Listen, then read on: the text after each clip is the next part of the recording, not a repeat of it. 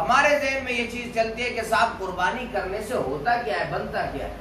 یہ واجب قرار دے دی گئی ہے۔ قربانی ہر صاحب نصاب آدمی پر واجب ہے، اگر نہیں کرے گا تو گناہ گار ہے۔ یہ اللہ تعالیٰ کی طرف سے حکم ہے۔ صاحب نصاب یعنی جو زکوٰۃ دینے کا مستحق ہو، زکوٰۃ دینے کا اہل ہو، جس کے پاس زکوٰۃ کا نصاب ہو، وہ صاحب نصاب کہلاتا ہے۔ یعنی جو رمضان میں زکوٰۃ دیتا ہے اس کے اوپر واجب ہے قربانی۔ کھانے وانے کا تو کوئی تعلق ہی نہیں ہے کہ آپ صاحب میں تو کھاتا نہیں اس لیے حصہ نہیں لیتا، اس کا تو کوئی تعلق ہی نہیں۔ اللہ تعالیٰ نے فرمایا لَن يَنَالَ اللَّهَ لُحُومُهَا وَلَا دِمَاؤُهَا وَلَكِن يَنَالُهُ التَّقْوَىٰ مِنكُمْ، فرمایا کہ مجھے تمہارے گوشت کی ضرورت نہیں ہے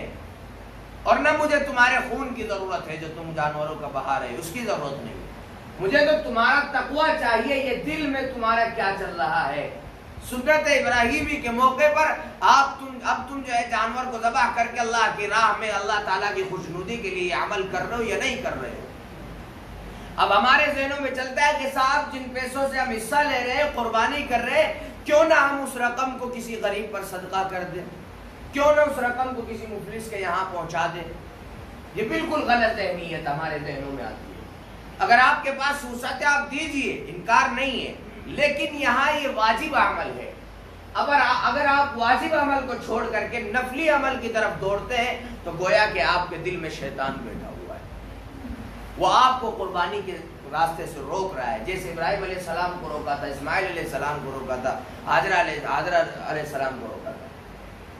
تو بہرحال یہ عمل ہے، اللہ تعالیٰ کے یہاں یہی منظور ہے، اور یہی اللہ کے نبی صلی اللہ علیہ وسلم نے فرمایا کہ یوم نحر یعنی قربانی کے دن جو آدمی صاحب نصاب ہونے کے باوجود قربانی نہ کرے، فرمایا وہ ہماری عیدگاہ کے قریب نہ ہے،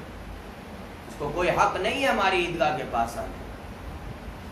جب یہ عمل اللہ تعالیٰ نے واجب قرار دے دیا ہے، اللہ کے نبی صلی اللہ علیہ وسلم مدینہ المنورہ 10 سال تک رہے، 10 سال میں کبھی اللہ کے نبی صلی اللہ علیہ وسلم نے قربانی کے عمل کو ترک نہیں کیا، ہر سال اللہ کے نبی صلی اللہ علیہ وسلم قربانی کیا کرتے تھے۔ تو لہذا ہر صاحب نصاب کو قربانی کرنا واجب ہے،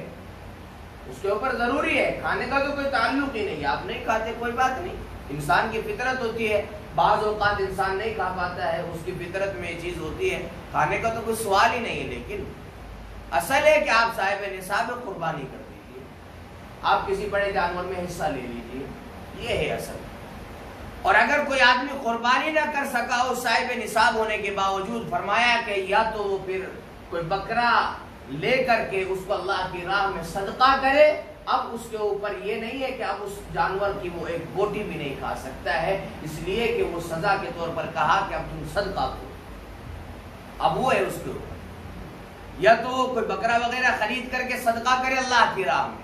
یا پھر کسی بڑے جانور کا جو حصہ کہلاتا ہے اتنی رقم جو ہے وہ لے کر کے اس کو صدقہ کرے، یہ طریقہ ہے۔ تو بہرحال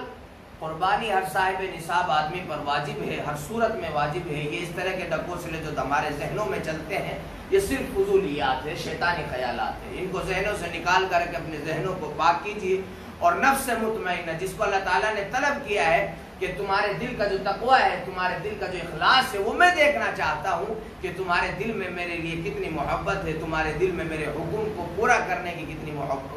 کتنی تمہارے اندر امر الہی کی اطاعت کا جذبہ ہے، وہ میں دیکھنا چاہتا ہوں۔ تو لہٰذا اس موقع پر آپ اس کا ظاہر کیجئے، آپ اس کا اظہار کیجئے، اور اللہ تعالیٰ کی راہ میں جانور قربان کرنے کا جو حکم ہے اس ترتیب پر اس کو کیجئے۔ یہ اللہ تعالیٰ کا حکم ہے، اللہ تعالیٰ کا فرمان ہے۔ آپ اگر بڑے جانور میں حصہ لے سکتے بڑے جانور میں لیجئے، کوئی بکرا وغیرہ لے کر کے اس کو ذبح کر سکتے اس کو کیجئے، یہی حکم آج کے دن کا ہے۔ اللہ تعالیٰ ہم سب کو عید کے دن کی خوشی منانے کی توفیق عطا فرمائے، اور مزید یہ کہ جو غربا ہے، مساکین ہے، یتیم ہے، آج کے دن کا یہ بھی اہم پیغام ہے کہ آپ ان کے یہاں بھی ان کا بھی خیال کیجئے، آپ غریبوں کے یہاں بھی ان کے اپنی استطاعت کے مطابق ان کو کچھ پہنچائیے۔ اگر آپ حصہ لے رہے ہیں اور آپ دیکھ رہے ہیں کہ ہمارے پڑوس میں کوئی مفلس آدمی ہے جو حصہ لینے کا اہل نہیں ہے، آپ اپنے یہاں سے قربانی کا کچھ حصہ اس کے یہاں پہنچا دیجیے، یہ بھی ایک عمل ہے۔ بعض فقہا کے نزدیک تو قربانی کے جانور کے حصہ شدہ اس میں سے گوشت میں سے صدقہ کرنا واجب ہے،